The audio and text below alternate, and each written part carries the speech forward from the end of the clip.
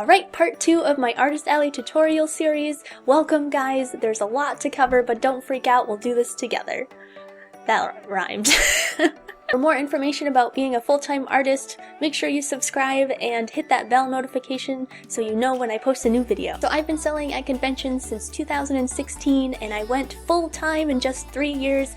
So here are some just tips and tricks that I'd like to share with you that I wish I knew when I first started. So continuing on, step number 5, pricing your product. I start out by researching similar artisans to you and your product and what they're selling their product as. So when I first started, I did a lot of research on print artists, what size they're selling their prints at, and for what price. This gave me a general idea on the price range that I was looking for. Some things to think about is the materials that you need to make the product and how long it takes you, because that can factor in how much to price things at. Is it a special edition item? Is it one of a kind? Do you make multiple? So yeah, all of these factor into the price. Also, please don't undersell yourself. I have seen so many people selling art prints for like $5 and it just, or even $1, and I'm just like, what are you doing? You need to value your artwork. Please don't undersell yourself. You worked hard and you deserve to be paid for it. I actually was underselling myself in the very beginning, and as soon as I raised my prices, I actually started doing better. The lower your price range is, I feel that people see that as not being very committed, or you don't value your work as much as you should. So make sure your prices do reflect your ability and the time that you spent in the product. And also have confidence in your price. Not everyone is going to agree with you. You can't please everyone, and that's okay. The people that do want to support your work will understand and purchase your artwork because they like it, or your product. Also have your prices displayed somewhere. It doesn't need to be big. I just have this little frame with my prices listed. I have a variety of different sizes and different prices, so that's why I needed to do something to tell everyone, because it's not, I don't do just one sized print. My biggest print is 12 by 18, which I sell for $30, and my smallest print is 5 by 5, which I sell for $8. Step number 6, your stock. Alright, so now that you know the price of your product, how much should you bring? I had so much trouble with this when I first started. I would either bring way too little or way too much, and I think I kind of found the sweet spot. I generally bring about 3 to 5 prints of each artwork, and if I know that a certain painting is going to do better than the others, I bring 10. So another thing to think about is how will you be presenting your product?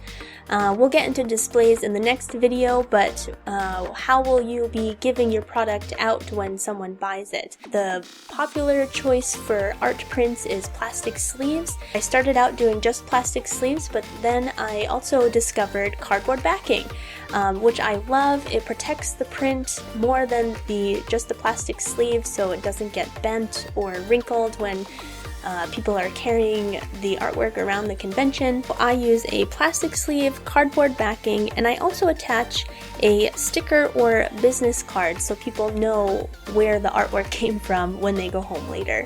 I'm curious, have you guys seen any packaging that you really liked from a certain artist? Let me know in the comments below. So now that you have your stock, step number 7 is preparing to sell. The applications are usually 6 months to a year before the actual con date, which is great because you need all that time to prepare. I highly recommend designing business cards and bringing those with you because they can be very valuable to you. A lot of people at anime conventions or comic cons, trade shows may not be looking to buy anything, but they do love business cards, so definitely make sure you have those available so that they can follow you on social media, or maybe come back to your online store, or find out where you'll be conventioning next if they don't have any money but they want to purchase from you later. So business cards are very valuable. I would make sure that you have them available. Also, make sure you bring cash and change. A lot of people are walking around generally with 20s, so make sure you bring smaller bills, so 10s, 5s, 1s.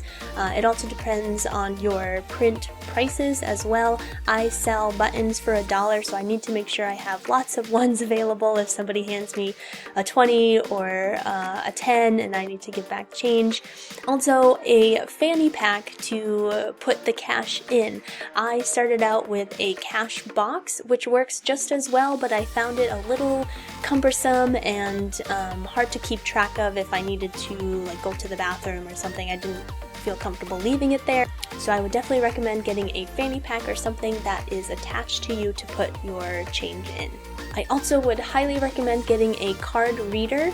I didn't have one for my first Artist Alley, and I actually lost quite a few sales because a few customers didn't carry cash with them. You can get a card reader through PayPal or Square, and it's actually free if you have a business account with a tax number. Alright, so now that you have priced your product and you have the materials to sell them, it is time to work on your display. In the next video, we'll go over some tips and tricks for your booth and some materials to bring to make sure that you don't run into trouble at the convention. If you'd like to get more behind the scenes of my paintings, what I'm up to, how I prepare for a convention, you can join the Panda Army over on Patreon. The link will be in the description below.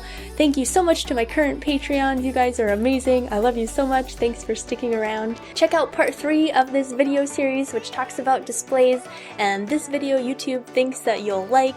And if you like this video, give it a thumbs up, make sure you subscribe, and share with your friends if you found it helpful. See you soon, guys. Bye!